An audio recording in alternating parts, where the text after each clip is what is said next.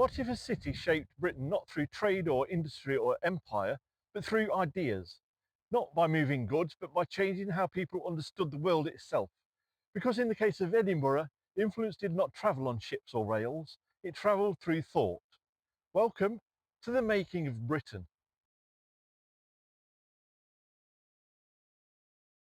Edinburgh is defined by contrast. The medieval old town rising along a ridge, its streets dense and irregular, while the later new town spreads outward in a more ordered form. This physical division reflects more than architecture.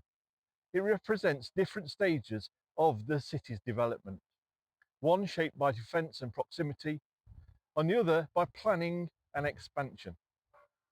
At the centre of both stands Edinburgh Castle, positioned on volcanic rock, overlooking the surrounding landscape.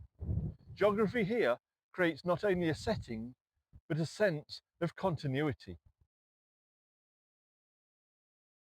By the early modern period, Edinburgh had become Scotland's political and administrative centre. Institutions of law, governance and education were concentrated in the city. The presence of the University of Edinburgh, founded in 1582, contributed to its growing reputation as a place of learning. Over time, this concentration of institutions created the conditions for intellectual exchange. Edinburgh was not yet defined by ideas alone, but the structure was in place. As you've walked so far with me down the road, you can really help the channel by giving this video a like. It helps YouTube show it to far more people who may enjoy it, so thanks. In the 18th century, Edinburgh became one of the central locations of the Scottish Enlightenment. Thinkers and writers and scholars gathered in the city, engaged in discussions about philosophy, economics, science and society. Figures such as David Hume and Adam Smith contributed to debates that extended far beyond Scotland. Their work addressed fundamental questions about human nature, markets, governance and knowledge. Edinburgh became a place where ideas were not only developed, but shared and contested. What distinguished Edinburgh during this period was not just the presence of individuals, but the culture of interaction. Clubs, societies, and informal gatherings created spaces where ideas could be exchanged. The city's relatively compact size allowed for frequent contact between thinkers from different disciplines. This environment encouraged collaboration and debate. Intellectual life was not confined to institutions. It extended into social spaces, shaping how ideas were formed and communicated. At this point, it's worth considering how influence should be measured. Is a city powerful because of what it builds or because of what it thinks? Can ideas shape a nation as much as industry or trade? Share your thoughts in the comments, because Edinburgh suggests that intellectual influence can be as significant as material power.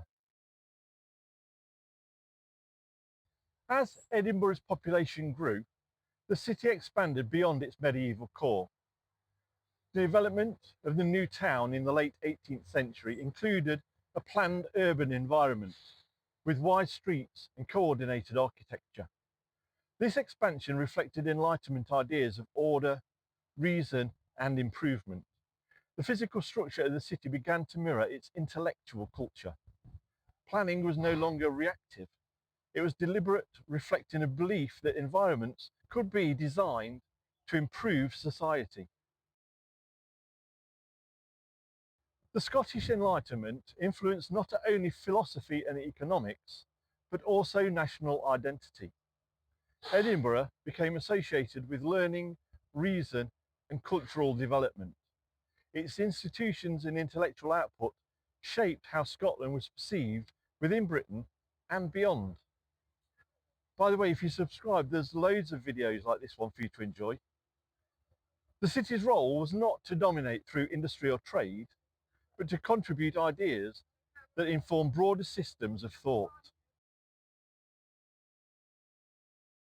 In the 19th and 20th centuries, Edinburgh's role evolved. While it did not industrialise to the same extent as Glasgow, it maintained its position as a centre of education, law and administration. Cultural institutions, publishing and the arts became increasingly important. The legacy of the Enlightenment continued to influence the city's identity even as its economic structure changed.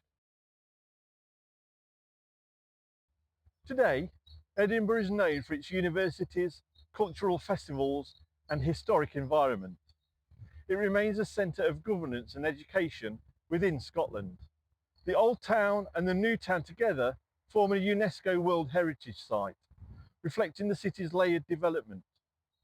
Edinburgh's influence is still tied to ideas, though expressed through modern institutions and global cultural connection. Edinburgh's story is one of continuity rather than transformation through industry. Its influence has remained consistent in form even as its context has changed. The city continues to function as a place where ideas are generated, debated and shared. Its physical and intellectual landscapes remain closely connected, reflecting centuries of development. If Edinburgh shows that a city can shape a nation through ideas rather than industry, what does that suggest about how influence works over time? Is it measured in output or impact? Because the story of Edinburgh is not about scale or expansion, it's about thought and the way ideas can shape a country long after they are first expressed. YouTube has chosen this video for you to watch next because you've watched this one. Have a look, I think you'll enjoy it. And if you ding the bell, you'll be notified of all new episodes so you don't miss any. Thanks for walking a little further along the road that built Britain with me. Bye.